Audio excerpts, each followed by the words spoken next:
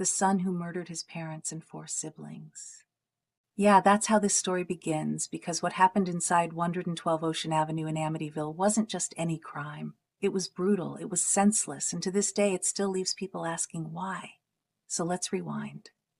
It's 1974, and the DeFeo family seemed like your typical suburban household. Ronald DeFeo Sr., the dad, ran a successful car dealership. His wife Louise stayed home with their 5 kids: Dawn, Allison, Mark, John, and the eldest, Ronald DeFeo Jr., or as most people called him, Butch. From the outside, they looked like they had it all. But behind closed doors, it was a different story. Butch grew up in a household full of tension. His father was controlling and abusive, and their relationship was toxic. Butch started acting out, getting into fights and stealing money from his parents.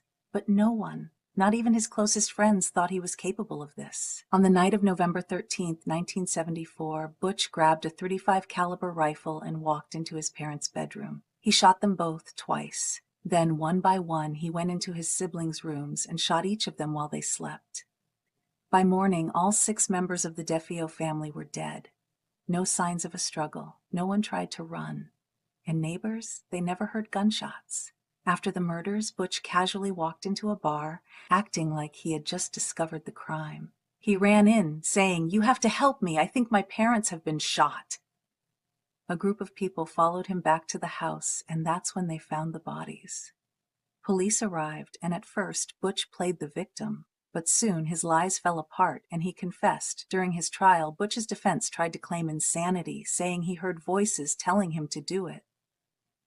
But prosecutors had another theory. They believed money was the motive. Just hours after the murders, Butch asked how he could collect on his dad's life insurance. In the end, the jury didn't buy the insanity plea. He was convicted of 6 counts of murder and sentenced to life in prison.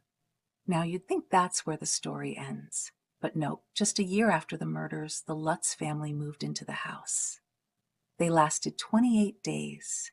They claimed they saw shadowy figures, heard voices, and even saw objects moving on their own. Their story became the Amityville Horror, one of the most famous haunted house stories ever. But was it real, or just a way to cash in on the tragedy? Either way, the house at 112 Ocean Avenue will always be remembered, not just for the horror story, but for the real-life nightmare that happened inside.